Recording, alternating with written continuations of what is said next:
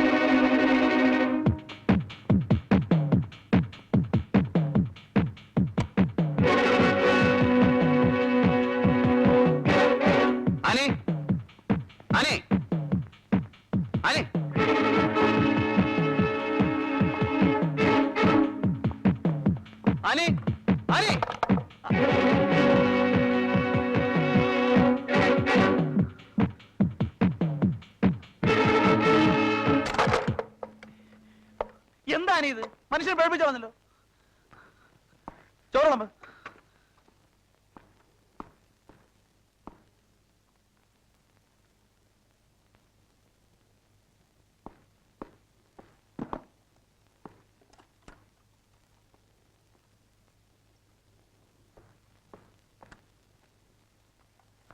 വേഗം ചോറ് വിളമ്പോച്ചേ. എന്തായി നോക്കി നിൽക്കുന്നേ? വേഗോട്ടെ, എനിക്ക് വിശന്നിട്ട് വയ്യ.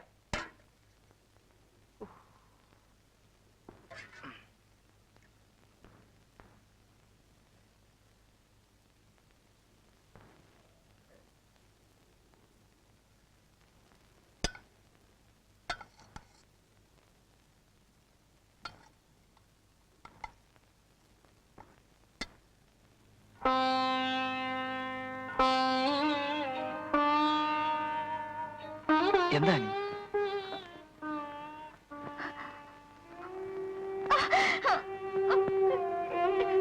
ആനി? എന്താണെന്ന് നിങ്ങൾ പറയില്ലേ? ആനി, നമ്മൾ എന്തെല്ലാമോ കൂട്ടുന്നു, കിഴിക്കും. ബിസിനസ്സിൽ ലാഭവും വരും, നഷ്ടവും വരും. നഷ്ടം വരുമ്പോ കയ്യിലുള്ളതെല്ലാം നഷ്ടപ്പെടും. ലാഭം വരുമ്പോ പ്രതീക്ഷിക്കാതെ പലതും കൈവശം വന്നു ചേരും. ഇപ്പോ നമുക്ക് നഷ്ടമാണ്. വിവാഹം കഴിഞ്ഞതും പ്രശ്നങ്ങൾ ആനിയോട് പറഞ്ഞ് മനസ്സ് വേദനിപ്പിക്കുന്നതിലും ഭേദം എല്ലാം മറച്ചു വെച്ച് സ്വയം വേദനിക്കുന്നതാണ് നല്ലതെന്ന് ഞാൻ കരുതി.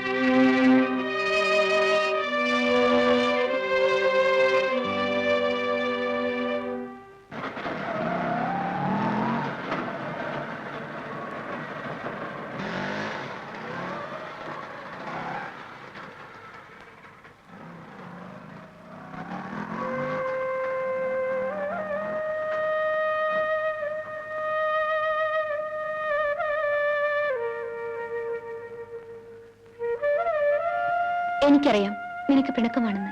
വിവാഹത്തിന് വരാൻ ആഗ്രഹമില്ലാഞ്ഞിട്ടല്ല, കഴിയാഞ്ഞിട്ടാണ്. എടി, നിന്റെ കൂടെ ഞാൻ എത്ര നാൾ ചക്കാത്തിന് താമസിച്ചു. നിന്റെ വിവാഹത്തിന് ഒരു ബ്ലൗസ് പീസ് പോലും വാങ്ങാൻ സാധിക്കാതെ വന്നപ്പോൾ എന്തോ എനിക്ക് വരാൻ മനസ്സ് സമ്മതിച്ചില്ല.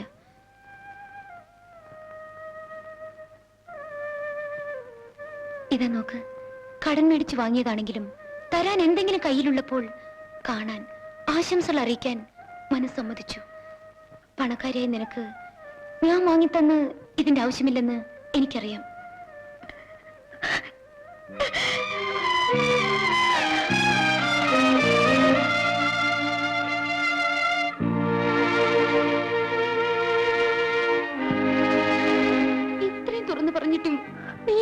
മനസ്സിലാക്കുന്നില്ലല്ലോ. എനിക്ക് നീയേ ഉള്ളടി. എന്നും രാവിലെ ഇതിന്റെ അലാറം കേട്ട് നീ എഴുന്നേൽക്കണം. ഞാനായിരുന്നില്ലേ നിന്നെ വിളിച്ചുണർത്താറ്? അത് ഇനി കഴിയില്ലല്ലോ. ഇനി ഇവിടെ ഇതാണ് നിന്റെ ഉഷ.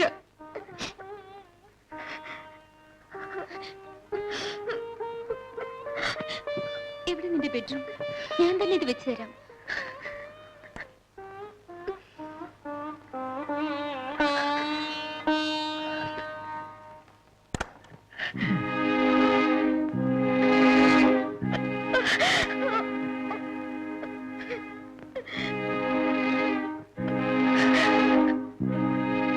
ആനി, സത്യം പറയൂ, നീ എന്തിനാ കരയുന്നത്?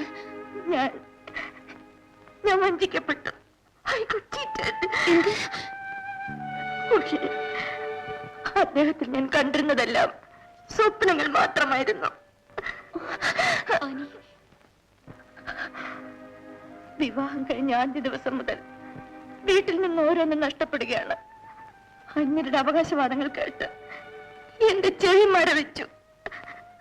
ഇനി നഷ്ടപ്പെടാൻ ഈ വീട് മാത്രമേ ഉള്ളൂ. എന്നിട്ട് അയാൾ എന്ത് പറയുന്നു? ബിസിനസ്സിൽ ലാഭവും നഷ്ടവും സാധാരണമാണെന്ന്. നഷ്ടം വരുമ്പോൾ കയ്യിലുള്ളതെല്ലാം നഷ്ടപ്പെടും. ലാഭം വരുമ്പോൾ പ്രതീക്ഷിക്കാത്തതുവരെ കയ്യിൽ വരും പോലും. എന്തോ എനിക്കൊന്നും മനസ്സിലാവുന്നില്ല. പക്ഷേ ഒന്നുകിൽ അദ്ദേഹം സ്നേഹം കൊണ്ട് എന്നെ കളിയാക്കുകയാണ്, അല്ലെങ്കിൽ ആവശ്യം കഴിഞ്ഞതും ബുദ്ധിപൂർവ്വം എന്നെ തഴയുകയാണ്. ചേച്ചേ, അങ്ങനെയൊന്നും പറയാതെ. നീ നല്ലവളാ, നിനക്ക് നല്ലതേ വരൂ. തീർച്ചയായും.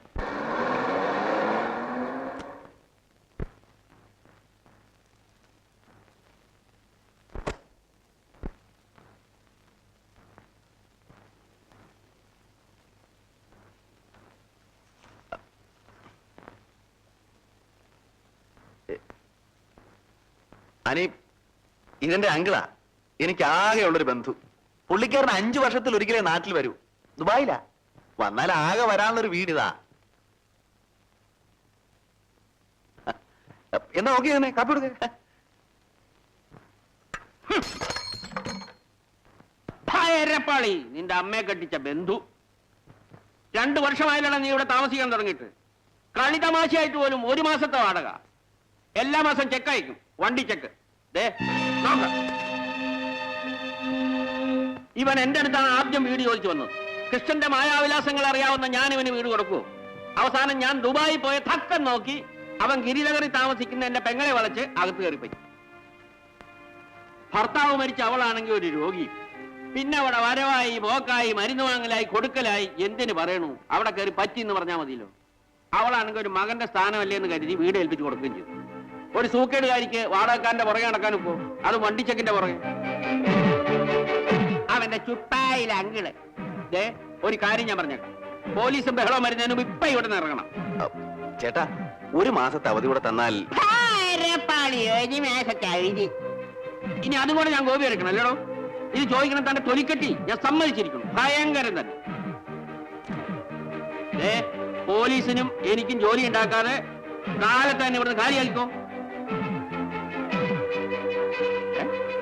കാര്യമാക്കാനൊന്നും ഇല്ലേ? ഇവിടെ കിടന്ന മേശയും കസേരയൊക്കെ അതിന്റെ ഉടമസ്ഥന്മാർ എടുത്തോണ്ട് പോയോ അതോ കിട്ടിയ വിലക്ക് വിറ്റോ? ഓ, എന്റെ സിംഗപ്പൂർ വിളക്കും കത്തനും പോയിട്ടില്ല ഭഗവാനെ. പിന്നെ ഭാര്യയായ നിങ്ങളോട് ഒന്ന് പറഞ്ഞോട്ടെ, നിങ്ങൾക്കും ചില കടമകളൊക്കെ ഇല്ലേ?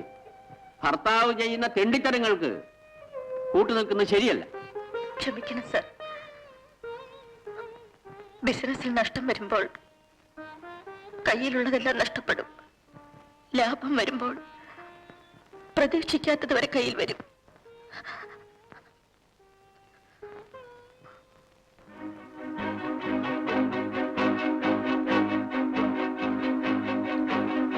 ഇന്ന് നമ്മുടെ ബിസിനസ് നഷ്ടത്തിലാണല്ലേ?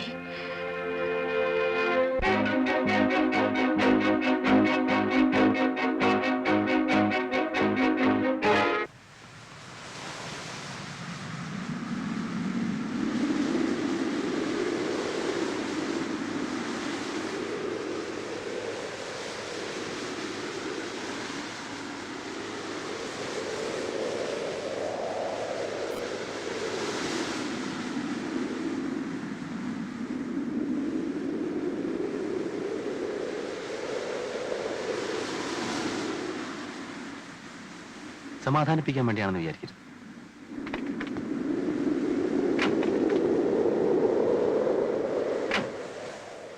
ആനി ഒന്ന് കേൾക്കൂ.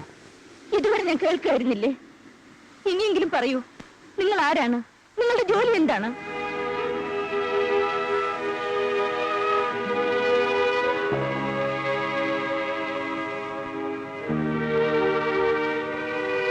കൊലയും കൂട്ടിക്കൊടുപ്പും ഒഴിച്ച് മറ്റെല്ലാം എന്റെ ജോലിയാണ്. ഇതെന്തുകൊണ്ട് എന്നോട് നേരത്തെ പറഞ്ഞില്ല? നിങ്ങൾ എന്നെ വഞ്ചിക്കായിരുന്നില്ലേ? അല്ല, സ്നേഹിക്കുകയായിരുന്നു. എല്ലാം തുറന്നു പറഞ്ഞിരുന്നെങ്കിൽ എനിക്ക് ആനയെ കിട്ടുമായിരുന്നില്ല. ഓ, അപ്പോൾ സ്വന്തം താല്പര്യത്തിന് വേണ്ടി മാത്രം നിങ്ങൾ എന്നെ വഞ്ചിച്ചു. ഞാൻ നിങ്ങളോട് എന്ത് ദ്രോഹമാണ് ചെയ്തത്? നിങ്ങളെ എന്റെ എല്ലാമായി സ്നേഹിച്ചതാണോ തെറ്റ്? പറയൂ, സ്നേഹിച്ചുകൊണ്ട് നിങ്ങൾ എന്നെ കളിയാക്കുകയായിരുന്നില്ലേ? കണ്ടുമുട്ടിയപ്പോൾ കൂട്ടത്തിൽ ഒരാൾ കൂടി എന്നേ തോന്നിയുള്ളൂ. അടുത്ത് പഴകിയപ്പോ അതല്ല, സ്നേഹിക്കപ്പെടാൻ ഒരാൾ വേണമെന്ന് തോന്നി. അനാഥനായ ഞാൻ ആനയെ അടുത്തറിഞ്ഞപ്പോ ഞാൻ സ്വയം സ്വാർത്ഥനാവുകയായിരുന്നു. നഷ്ടപ്പെട്ടതെല്ലാം ആനയിലൂടെ നേടിയെടുക്കുകയായിരുന്നു. അമ്മയായി, സഹോദരിയായി, ഭാര്യയായി. ജാഥകളുടെ മുമ്പിൽ കൊടിപിടിച്ച് നടന്ന എന്റെ അച്ഛനെ എതിർ കക്ഷിക്കാർ വെട്ടിനുറുക്കി. ഭർത്താവ് നഷ്ടപ്പെട്ട എന്റെ അമ്മ എന്നെ വളർത്താൻ നാട്ടുപ്രമാണിമാരുടെ അരമണകൾ അടിച്ചുവാരി. അവരുടെ കിടപ്പറകളിലേക്കുള്ള ക്ഷണം സഹിക്കാതെ വന്നപ്പോ എന്റെ അമ്മയ്ക്ക് ചാരിത്രം വിൽക്കേണ്ടി വന്നു. അതും എന്നെ വളർത്താൻ. അമ്മയ്ക്ക് പോലീസ് പിടിച്ചുകൊണ്ടുപോയ എന്റെ അമ്മയെ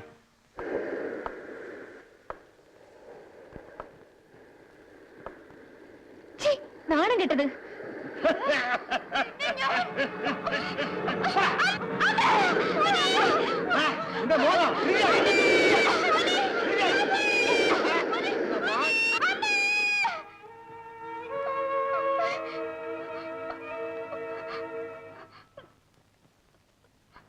എന്റെ അമ്മ എവിടെ സാർ? ആരാടാ നിന്റെ അമ്മ? റോസി. ഓഹോ, റോസാമ്മ അല്ലടാ. എനിക്ക് എന്റെ അമ്മയെ കാണണം. നിന്റെ അമ്മ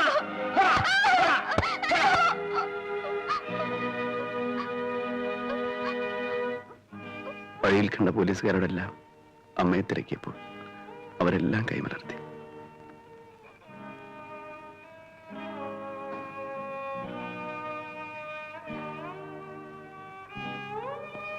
എല്ലാം നഷ്ടപ്പെട്ട ഞാൻ കിട്ടുന്നതെല്ലാം ഭക്ഷിച്ചു. എത്തിച്ചേർന്നിടത്തെല്ലാം ഉറങ്ങി.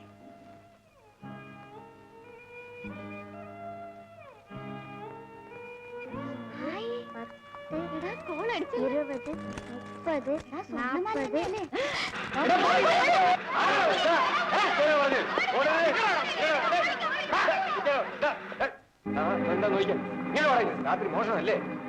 എവിടെ നേടിച്ചെടുത്തില്ല പേഴ്സെല്ലാം? സത്യം പറയണം, മൊട്ടേന്ന് വിരിഞ്ഞില്ല, മോട്ടിക്കുന്നൂടാ. ചെരുപ്പത്തിലെ സത്യം പറയടാ. ഇവിടെ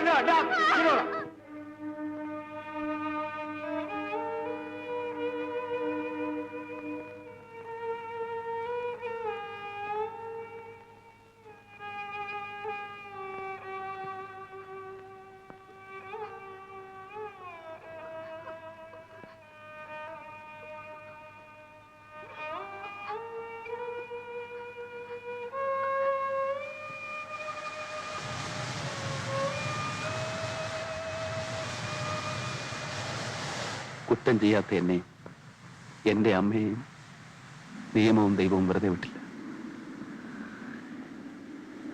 എങ്ങനെയും ജീവിക്കണമെന്നായപ്പോ ചെറുപ്പത്തിൽ വെറുത്തിരുന്നതെല്ലാം പിന്നീട് ഞാൻ ഇഷ്ടപ്പെട്ടു.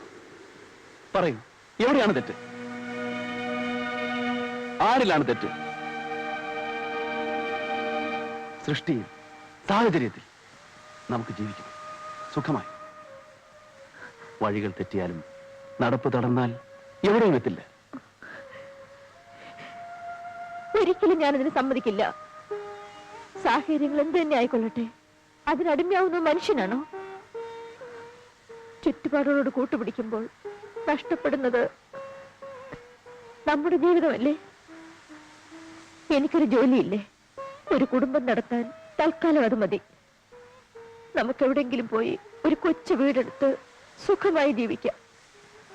ഇല്ല, എന്റെ മുന്നിലുള്ള ശരിയായ വഴികൾ ഇതൊക്കെയാണ്.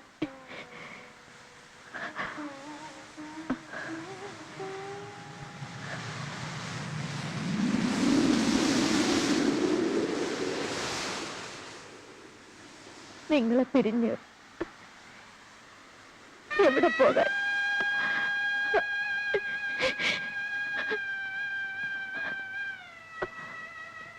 എല്ലാം മറന്ന് നിങ്ങൾ എന്റെ കൂടെ വരില്ലേ? വരില്ലേ? വരില്ലേ?